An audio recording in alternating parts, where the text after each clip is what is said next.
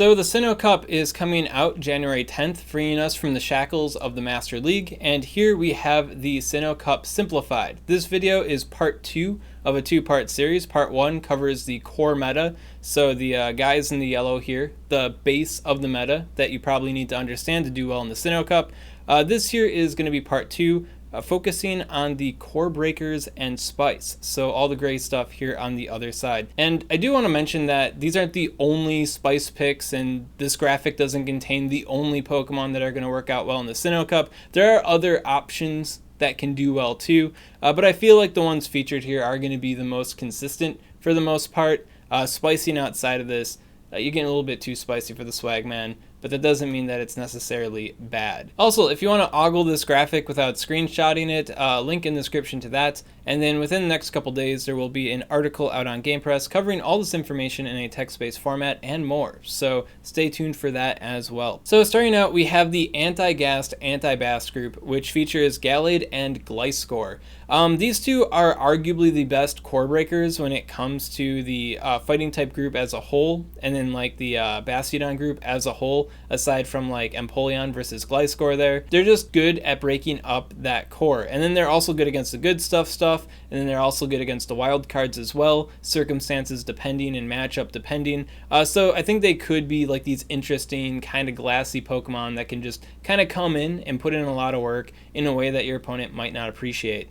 Now when it comes to the Shadow versus the regulars, I really do feel like it's up to you and your personal preference or what you're simming for your particular team on PvPoke, because there really doesn't seem to be very like clear advantages or disadvantages between them. For example, Gallade here can't really tolerate a lot of Pokemon in the 2-shield because it's so glassy, and the Shadow variant doesn't exactly make that worse for it, so you do get that extra damage. But at the same time, there are like charge moves that Gallade could tank and then throw 2 charge moves itself, where the Shadow wouldn't be able to tolerate tanking that charge move. So there's a debate to be had there. It's not 100% clear which one's going to be better. And then when it comes to Gliscor, basically the same situation.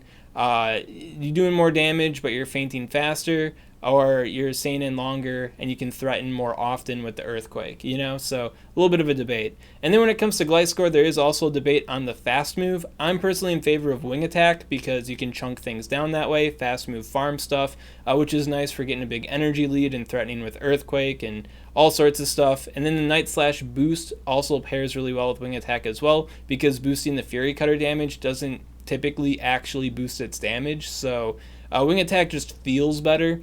That said, having fought Gliscor a lot in the Ultra League, the Fury Cutter set, while it is like worse, it's a lot more scary because your opponent's getting all this energy now, and you're supposed to like, you know, try to shield the Earthquake and not get baited by the Night Slash, but you might not know precisely where they're at because they're used to the Wing Attack count, so it can be kind of difficult to manage against the Fury Cutter there. So I'd say there's reasons to appreciate both of them, and I don't think any fast move pairs particularly better with the Shadow or the normal on Gliscor. It really comes down to your team and what you're simming out as far as what kind of advantages you're trying to get with your Shadow or your regular Gliscor there. Then next up, we have the true neutral Pokemon, Munchlax and Lickilicky. When it comes to the 2 Pokemon, like which one's better, I'd say Lickilicky is better, but it does have the Legacy Body Slam that you're going to want to have on it. So if you don't have a Body Slam Lickilicky, well then Munchlax is going to be your next best option. And I believe Munchlax is a bit tankier than Lickilicky, so that is something that's going for it. But it does have Bulldoze instead of Earthquake, which kind of sets Munchlax a little bit behind too there. So the advantage to using these true neutral Pokemon is that they're neutral in just about every single matchup. If the opponent's not using counter, they're not getting like a super effective hit on you, and the only things that really resist your lick damage are these 2 dark type Pokemon, and they don't appreciate getting hit by your ground type charge moves, so you still have a little bit of an edge when it comes to those matchups as well. It's kind of hard to say right now exactly how good they're going to be in the Sinnoh Cup because they are so neutral, and in even situations often they are kind of falling behind in a lot of matchups, so they don't look super good on paper.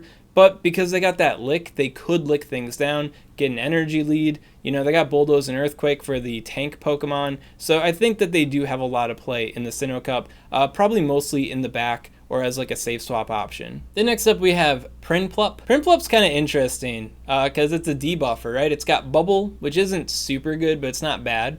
and then it's got Icy Wind for the debuff, and then it's got Hydro Pump for the big nuke. So, you know, Prinplup comes in and you're like, okay, it's got like what, Bubble Beam, Icy Wind, whatever, it's going to debuff me. I'm going to send something in to just like wall it, farm on it, and then it reaches the Hydro Pump and you don't shield the Hydro Pump. And now you're getting one shot, right? So I think this thing can be pretty threatening in that respect because like it is the shield baiter, and even if it fails the shield bait, you're getting debuffed by the Icy Wind. So I think it is kind of spicy and can work out well in that respect. That said, that there are some Pokemon that do hard wall it pretty badly. Like, for example, you've got the Abomasnow there, being an abomination for this thing. It doesn't really like fighting its dad, Empoleon, who completely walls it and can hit back with Drill Peck.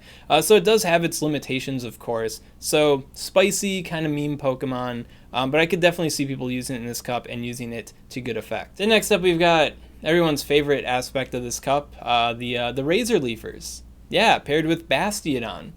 I don't know if you've ever played Great League PvP before, but there's this combo called the Grass Hole, where they lead Bastiodon, and then they've got two Razor Leafers in the back. One of the principal Razor Leafers in this combo is a Shadow Grotle. So we've got two components of the traditional Grass Hole combo in this limited format that seems to be pretty heavily fast move and RPS based to begin with. So yeah, I think these Razor Leafers definitely are going to be showing up in the Sinnoh Cup, and it's going to be pretty annoying to deal with if you don't have a team that can comfortably manage it.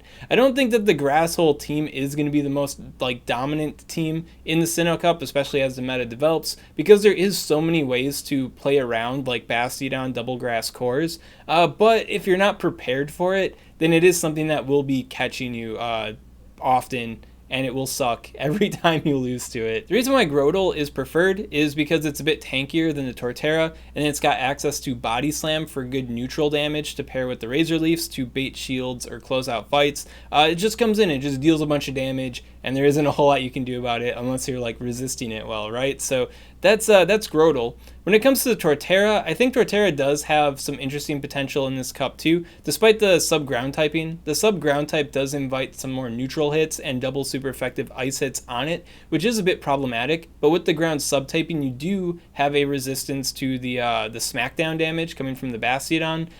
So that is like a nice perk to it. And then you also have Sand Tomb, and then Sand Tomb just debuffs their defense stat, so that can be good too, to just keep ramping up Razor Leaf, Razor Leaf, Razor Leaf, Razor Leaf, right?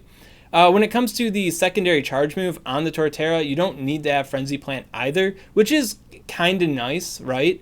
Stone Edge is generally preferred, at least in the Open Great League, because then you can hit flyers at least. There aren't a whole lot of flyers in the Sinnoh Cup, so that does give a little bit more credence to the Frenzy Plant, but I don't think you'll really be using the secondary charge move that often on Torterra should you field it. So yeah, definitely early meta. I think this Grass Hole combo is gonna have a lot of wins. It's gonna be a pretty powerful strategy, but it is gonna have a big target on its back at the same time too. And so just look alive, grass holers. Then we got the second grass group, grass, but not emotionally damaging, right? Some of them can run Razor Leaf, although for this particular cup, it's not 100% advised. You're probably going to want to go for their Bullet Seeds or Vine Whips instead to generate energy faster for their useful charge moves. So I'd say that's generally the idea with them. But for like Roserade and Cherrim, you could run Razor Leaf instead if you'd like to. But yeah, these guys are pretty good. You know, they do the grass type thing so they can get the advantage over the Bastiodon, and then they've got dynamic charge moves to throw out too. So if your opponents are kind of used to just like dealing with fast move grass damage, and they bring in something that might be a little bit flaky against these guys with their, you know, dark, rock, and fire type attacks, then that could allow you to reflip some of those matchups, or, you know, flip the script on them. Like Abomasnow thinks it's going to come in and have an easy time. Well, now it's got Weather Ball Fire to deal with, right? So I think these guys will be pretty good in that respect. And I think a lot of people will appreciate them a little bit more too, just because they don't have the Razor Leaf Shadow annoying spam action going on. It feels better when you lose to these guys, right? When it comes to the Roserade versus the Cherrim, Roserade is generally better because it does have the Leaf Storm, and then the sub-poison typing can give it resistance against the counter users, which is nice. But because Cherrim is a mono grass type Pokemon, that can confer it some advantages as well, so both options are pretty good. And if you checked out my last video, Cherrim wasn't in it because we don't have a Flork drawing for Cherim, but Don151 from the Game Press crew really wanted it on the graphic, so he penned his own kind of Flork knockoff, just so Cherim Sunshine could be on here. The Flork is the Cherim Overcast. There is no Sunshine Flork, unfortunately. Then finally, we got the real fun stuff here, the fragile, scary memes. These Pokemon, for the most part, are what I'd consider to be nemesis Pokemon. They're not exactly hard counters because they're pretty fragile in their own right, but when it comes to specific Pokemon, if they are able to catch them, like trapped in, swap locked in or something like that, well then they can just fast move farm the snot out of them, getting a huge leg up on your opponent, combined with really explosive, powerful charge moves, either dealing massive damage or baiting shields from the next thing that comes in. So these Pokemon, they aren't going to work out for you 100% of the time, but once your opponent slips up, locks in the wrong thing on the swap, well then they're going to set up shop and go to town and ruin their life. When it comes to the Rhyperior, I prefer it with the Mud Slap because I feel like its opportunities to farm are a lot more reliable with Mud Slap compared to Smackdown, because I don't think there's going to be a whole lot of Frostlasses, for you to lay the Smackdown on. But Mud Slap, I think there's plenty of things to Mud Slap in this cup, especially when you look at the two rightmost groups of the core meta, am I right? And yeah, after you farm that stuff down, for example, if you do end up trapping a Bastiodon, you don't have to spend a single shield. You just farm move fast it down to about like 90 energy, right? Next thing that comes in has to deal with double Rock Wrecker, Superpower, or Earthquake, which is just big damage. You're going to get a shield or you're going to hurt them a lot, helping you set up for victory. And then because you are doing this whole fast move farming thing without spending a shield, your HP is going to be in the red to begin with, so they won't get a whole lot of farm action in on you in the process. So kind of works out. When it comes to Infernape is kind of like the grass type nemesis, fast move farming them down too. Often we'll have to spend one shield, but it does have arguably better charge moves to work with close combat and blast burn. So chances of it throwing like a double close combat or a double blast burn on the next thing in is pretty high. So it is pretty explosive and dangerous in that respect. Another thing I do like about the Infernape too is that it's not just a grass type nemesis. It does really well against Bastiodon itself in the one shield situation at least. So you are able to throw two close combats on it in the one shield without getting taken out, which is, which gives it some like extra viability outside of just being this nemesis Pokemon. So early meta, if you're expecting a lot of grass holes and you want to teach them a lesson that they'll never forget, consider running Blast Burn Infernape. And if you don't have a Blast Burn Infernape for the Great League, Flamethrower works just as well, but it kind of feels bad like building and 2-moving Infernape. I mean, I guess it is only 10k Stardust to 2-move it, so not having Blast Burn sucks, but probably not the end of the world. Close combat is a little bit scarier, And then if you're thinking about XL Monferno, it's not that much different than Infernape, and I don't feel like the bulk gives it that much more play over Infernape, and then it's got just remarkably worse charge moves compared to Infernape, so I'd probably just stick with Infernape if you want to meme in this respect. But you could go double ape too. That would be wild. Like, you would make a Grass Hole player cry their eyes out if you went double ape. That would be ridiculous. Then next up we have Staraptor, and Staraptor kind of does the same thing as Infernape, but it kind of does it a little bit worse, in my opinion, because after you like full farm down a Razor Leaf user, for instance, often you won't have enough HP to tolerate a single Bastiodon Smackdown, so your ability to double close combat it is kind of limited unless you get the immediate back-to-back and you deny them the fast move, so it is a little bit riskier in that respect. Like, even if you have perfect bulk, it's unlikely for that to work out for you well. And if you do go for like an attack break point on a specific target, I was looking at the Razor Leafers for the most part, then you end up closing the fight out so you can't throw double close combats. So then you're still going to be in that same kind of problem where it's like, well, how are you going to land 2 close combats on this thing when it only has to throw like 2 smackdowns to smack you down? So it does have some opportunities to choke up in that respect. What it makes up for, though, is that it does have good matchup advantages against the fighting type group over here, including Gastrodon. So that is a way that it kind of makes up for the fact that it does have a little bit of an inconsistency in being the farm down into Bastiodon Nemesis type Pokemon.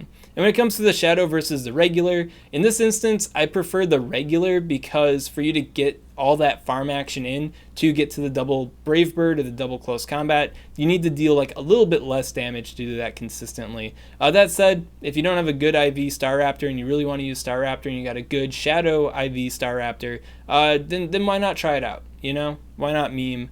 Don't let your memes be dreams. And then finally we got Magnezone. Magnezone's sub-steel type Pokemon. It's got Wild Charge. It can beat most of the tank group type Pokemon, and then Wild Charge threatens basically everything that doesn't resist it, and then some things that even do resist it too don't really appreciate the Wild Charge. And then you've also got the Mirror Shot spam and baiting on top of it as well.